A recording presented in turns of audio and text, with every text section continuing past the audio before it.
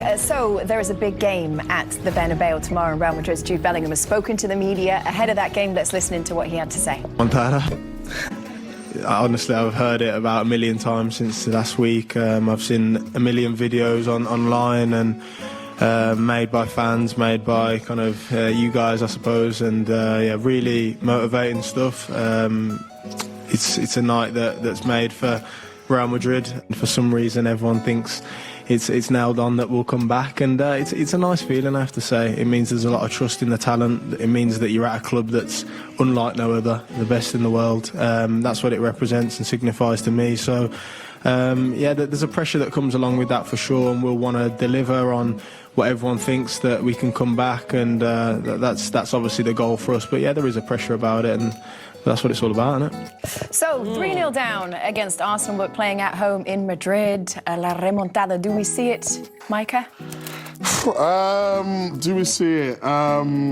Maybe. Depends. If they score in the first 20 minutes, yes, it can happen. But they need to score early. I don't think they need to score early. I think the more the game grows, the more frustrated Real Madrid become, and Arsenal can catch them on a counter-attack. But if they score early doors, it's backs against the wall stuff. I think they need to have scored a goal before the 60th minute.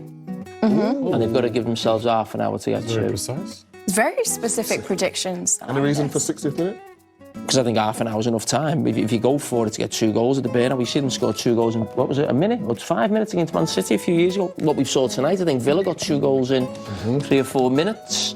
I think they'd have to give themselves, not sort of 15 minutes or so. I think a good half an hour needing 2 goals is enough. They don't need to go mad at the start. You want to start quick, build up some momentum, try and get the early goal, of course, but 1-0 after an hour or at half time's fine. It could be a very special night for Arsenal. Obviously, that's what you'll be hoping for. The other game as well is super interesting as well. Inter at home at the San Siro, 2-1 up against Bayern after the first leg in Germany. That one feels tightly, kind of finely poised, doesn't it? I think it's still, there is a lot that can happen in this game, especially with the way Bayern Munich did open up Inter Milan. I've seen Inter Milan conceding chances, but never been open like they were open against Bayern Munich. And full credit to Bayern Munich and Vincent Kompany for setting up his team the way he did. So that's why I think this game is far from being over. Okay, everybody, unfortunately, it's all we've got time for today. It was fun to be here with you. We'll see you tomorrow. Thank you. Hi, Micah. Hi. Could we just start with team news, please? Is there any updates for us? The positive one, Ben White, is today, so he will be in the squad. Thomas Partey, is he fit enough to be involved? And what about Jorginho as well? Yeah, he's available. He had a little niggle during the game, that's why he had to come off. But he felt good after the last few days, so he's fine. And Georgie, unfortunately, is not here. After the incident of the weekend, he hasn't recovered. So, yeah, our thoughts are with him. How would you approach this game? Do you ignore the fact that you're 3-0 in the lead, or do you take that into account? To win it, the same that we did in London. Our preparation has been the things that we have to do, the things that we have to dominate throughout the game in different phases to give us the best possible chance to win the game. That's clear our mindset, and that we're going to play tomorrow. And finally, there's been lots of talk about comebacks and the noise in the stadium tomorrow night. How would you make sure that your players don't get wrapped up in the emotion? I understand that is part of their history, and they have the right to be talking about these kind of scenarios. Ours is very different, and our mindset, preparation, our thoughts, and how we're going to have the best chance to be better than them in the aspects that are crucial in the game, because we're going to try to take the game to places very different to our intentions, and if we do that, we're going to have a good chance to win the game. Domesh from Sky Sports. Hi there, Micah. Hi. We spoke to Jude Bellingham earlier. He says that the word that is buzzing around the Madrid camp is comeback or remontada. What's the key attribute that your team has to show in this game, do you feel? The same mindset. The mindset to win, to be brave, to be dominant, to be determined, and to have the conviction that we can be better than them and win the game. Last one from me. Creating your own history has been a real theme from you and your players. Has that been the constant message that you've been sending them through this week? But for sure, and without When you have to create a story, when you have to build a story, first of all, you have to be excited about it. They have to be really prepared about it. And then you have to be really convinced about what you want to achieve. And then it's about insisting and go step by step. And a lot of clubs have built their history by doing it many times, trying many times, sometimes failing, sometimes being successful. And last year we had an experience, and with that one we want to be better this season and apply that to be in the semi-finals, which it will be only our third time in the history of our football club. David, good to see you. Can you just give us an insight into the mood of the dressing room? Are there nerves, or is it belief, confidence? The mood is great. Definitely it's not nerves, it's confidence, it's being be able to replicate what we did in the first game and come here for the win. Real Madrid, when you were younger, what would it mean to you to be part of a team that could knock them out of this competition? Well, I wouldn't say I followed Real Madrid, I just followed Casillas, as I said always that he was my idol, but we know how big of a club it is, and it'll be great to knock them out. Alex? Hi David. Lots is made about Real Madrid and their ability to turn games around and the atmosphere they can create in a stadium. What can you do as a player when momentum is building? How can you stop it on the pitch? Well, we have the momentum, I think. The way we play, the way we faced in the first leg is incredible from everyone, and we're here just to create our own history, to win the game, to come in and win the game, and that's the most important thing.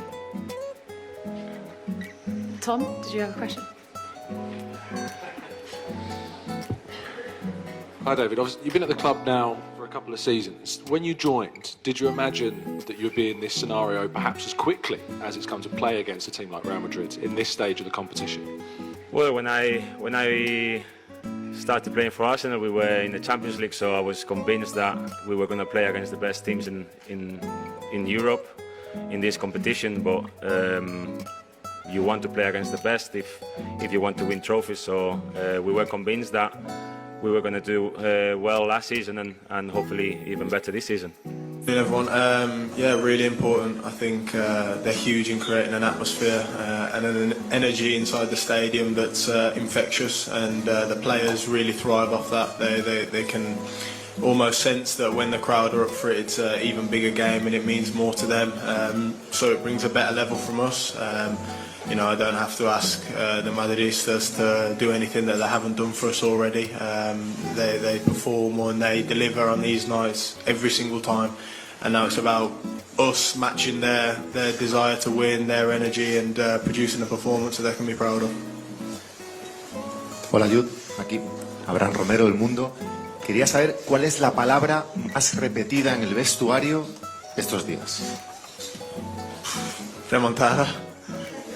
Honestly, I've heard it about a million times since last week. I've seen a million videos online and made by fans, made by kind of you guys, I suppose, and yeah, really motivating stuff. It's a night that's made for Real Madrid, a night that would go down in history, but also be something that people are familiar with around this part of the world. So yeah, hopefully we can add another special night. Jude, aquí José Aguado de La Razón. Vosotros sois muy jóvenes, pero quería saber si conocéis la historia de los años 80, de las remontadas mágicas en el Bernabéu. I've heard Emilio was talking about one against Anderlecht, I think, where they won like 6-1 in their second leg or something like that, and I've seen the clips not long ago on TikTok, so yeah. Yeah, that's my source of education these days. So no, yeah, I've seen a couple of those, and obviously the ones in more recent times. So yeah, it's something that you want to be a part of. It's something that you know, you want to add to the history of this club. There's not a lot you can do for Real Madrid in the Champions League that hasn't already been done, and tomorrow is an opportunity for us to do something that hasn't been done for the first time, and that's really important to us. Hola, Jude, ¿qué tal? Juanma Sánchez de Radio Nacional. Este año en algunos partidos se os ha visto discutir a los jugadores, tú por ejemplo con Vinicius en algunos encuentros, es normal, ¿no?, con la tensión de los resultados. No sé si está igual de unido el equipo que el año pasado, que estabais mucho mejor, que solo perdisteis 2 partidos, y si mentalmente también estáis lo suficientemente fuertes para conseguir mañana la remontada. Gracias. Well, yeah, I think the first thing you mentioned, yeah, it's football. It's very normal that on the pitch, you know, there's so much at stake that emotions get a bit high and you communicate with your teammates louder than you would communicate with your mum or your dad or your wife or something like that. So, yeah, we have a very different relationship with your teammates. There has to be that level of honesty, that level of ruthlessness with each other. Yeah, you guys highlight that more than anything. I think for every one of those you see, there's probably 20 of the positive interactions, and I think that's obviously will get lost in the whole media world of it, which is fine. As long as the team respect each other enough to have those honest conversations, that's really important. And yeah, as far as being mentally strong enough, we believe so. You know, I think you can't come into a game like this thinking there's going to be anything other than a comeback. That's the way we're thinking about the game. We're ready, we're excited, and we're looking forward to it.